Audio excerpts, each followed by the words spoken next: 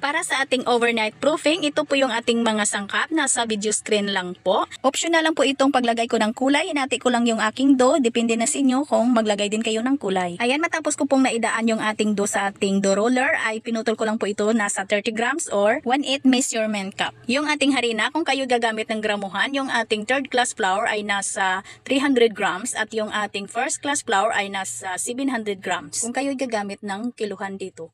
Ayan po, natapos ko pong na-form lahat yung ating donut ng alas 8 ng gabi. At pinalambot ko muna yung ating donut ng kalahating oras bago ko po ito binutasan sa gitna. At pagkalipas ng kalahating oras ay binutasan ko na yung ating donut. Malambot na po ito. At ayan, magsimula na po tayong magbilang ng 8 hanggang 9 na oras bago natin lutuin yung ating donut. Ayan na po, gumising po ako ng alas 4:30 ng madaling araw. Ay malaki na yung aking donut at nagsimula na po ako magpainit ng mantika. At kailangan po ay mainit na mainit talaga yung ating mantika bago natin ito isalang yung ating donut.